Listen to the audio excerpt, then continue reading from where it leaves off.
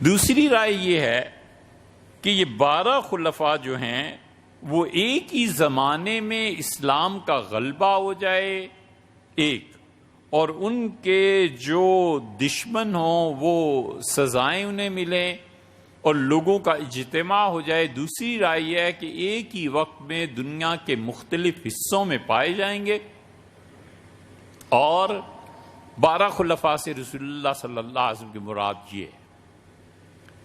تیسری رائے یہ ہے کہ وہ کہتے ہیں کہ رسول اللہ صلی اللہ علیہ وسلم کے بعد 30 برس خلافت رہی، اور 30 برس کی خلافت کے بعد کیا ہوا؟ وہ کہتے ہیں کہ 12 خلفاء رسول اللہ صلی اللہ علیہ وسلم کے اے حضرت نماز اوپر پڑھ لیجئے، اے حضرت نماز اوپر پڑھیے، کہیں اور پڑھیے، ہمیں نہ گناہ گار کریں۔ یہ سارے انٹیلیجنس والوں نے اسی وقت نماز پڑھنی ہوتی تاکہ کوئی ہماری گفتگو سے لفظ رہ نہ چاہے۔ اچھا نمائندہ صاحب بیٹھا ہے جی،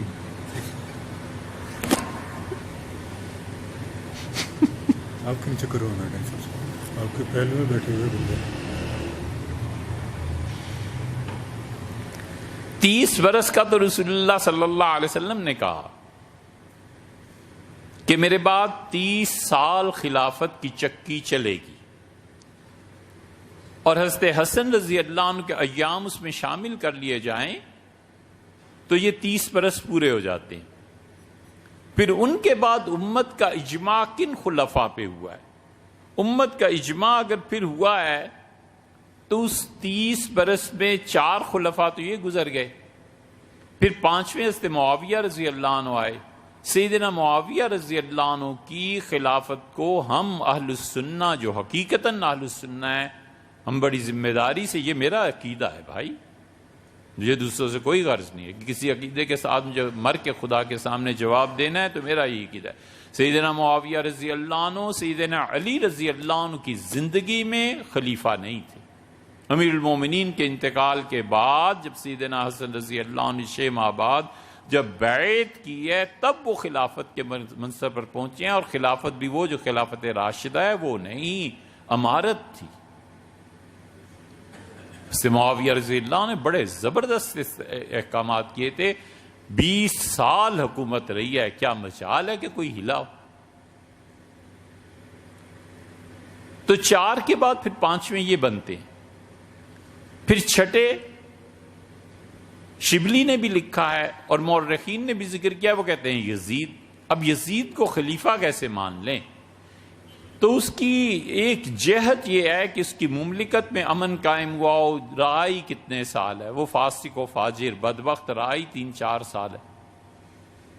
تو جتنی اس کی مدت ہے، سیدنا حسین ابن علی رضی اللہ عنہما کی اس شہادت کربلا جو اپنی جگہ پر بڑا واقعہ ہے، اس کے علاوہ ملک میں استحکام تھا، قاضی کام کر رہے تھے، فوج کام کر رہی تھی، ہر شعبہ اپنی اپنی جگہ پر کام کر رہا تھا۔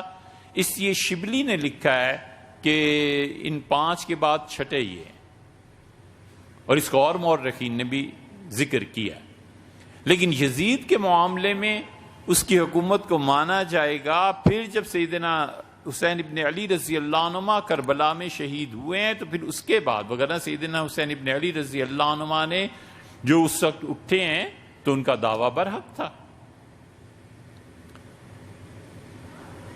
تو 6 یہ ہو گئے۔ 7واں عبد الملک ہے، اور عبد الملک جو تھا اس کے خلاف عبداللہ ابن زبیر رضی اللہ عنہ اٹھے تھے، اور عبداللہ ابن زبیر رضی اللہ عنہ کی خلافت 9 سال رہی ہے، اور ابن زبیر کی شہادت کے بعد پھر عبد الملک ہم مان سکتے ہیں، ان کی زندگی میں نہیں مان سکتے، اس لیے کہ عبداللہ ابن زبیر رضی اللہ عنہ سب سے زیادہ خلافت کے حقدار تھے۔ انہوں نے اپنے بھائی مصعب کو عراق کا والی بنایا تھا، حرمین شریفین ان کے قبضے میں تھے، بہت بڑا حصہ ان کے قبضے میں تھا۔ اسی لیے تو حرمین شریفین میں جب لوگ حج کرتے تھے اور وہ مینا میں خطبہ دیتے تھے، عبداللہ ابن زبیر کیا کہنے اس آدمی کے، وہ کہتے تھے آج کی رات اللہ کے لیے کھڑے ہونے کی ہے، عشاء کے بعد نفل شروع کرتے تھے، کھڑے رہتے تھے، 2 نفل ہی پڑھتے تھے، صبح ہو جاتی تھی۔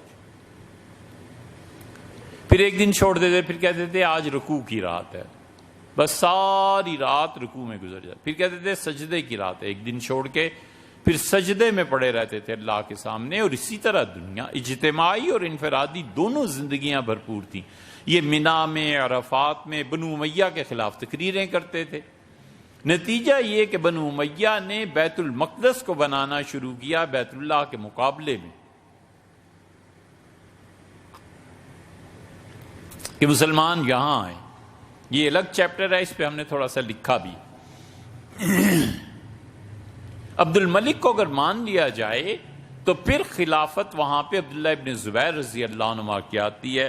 عبداللہ ابن زبیر رضی اللہ عنہ کی اس خلافت کے بعد پھر اس کے 4 بیٹے آئے ہیں، ولید، سلیمان، یزید اور ہشام۔ تو اس طرح یہ 12 پورے ہو جاتے۔ عبد الملک نے خواب دیکھا اور اس سے کہا کہ مجھے کسی نے گرا دیا ہے اور میرے دونوں ہاتھوں اور پاؤں پر کیلیں گاڑ دی ہیں، کیا تعبیر ہوگی؟ اب تعبیر کے لیے کوئی ملا نہیں، تو انہوں نے کہا مجھے لے چلو نا، میری پیغام ابن سیرین رحمۃ اللہ تک پہنچاؤ۔ تو آدمی نے جا کے، جو بھی انٹیلیجنس کا تھا، جا کے کہا حضرت میں نے خواب دیکھا ہے۔ تو انہوں نے غور سے دیکھا اور کہا تم نہیں یہ خواب دیکھ سکتے۔ بحث ہوئی، تکرار ہوئی، ان کا اٹھو یہاں سے، میں نے تمہیں کہہ دیا نا تم یہ خواب نہیں دیکھ سکتے، فضول باتیں نہ کرو۔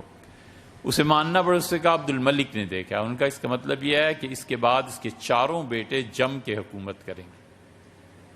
اس کا آخری بیٹا جو ولید تھا، چوتھا، اس نے اپنے چچا ہشام کے خلاف بغاوت کر دی تھی۔ ہشام کو مان لیا جائے تو پھر عبد الملک، اس لیے عبد الملک کی اپنی حکومت میں عبداللہ ابن زبیر، یزید کی حکومت میں حسین ابن علی، اور اس کی حکومت میں اس کا چچا ہشام، حسین ابن علی اور عبداللہ ابن زبیر رضی اللہ تعالی عنہم، یہ سارے گیپس بنتے ہیں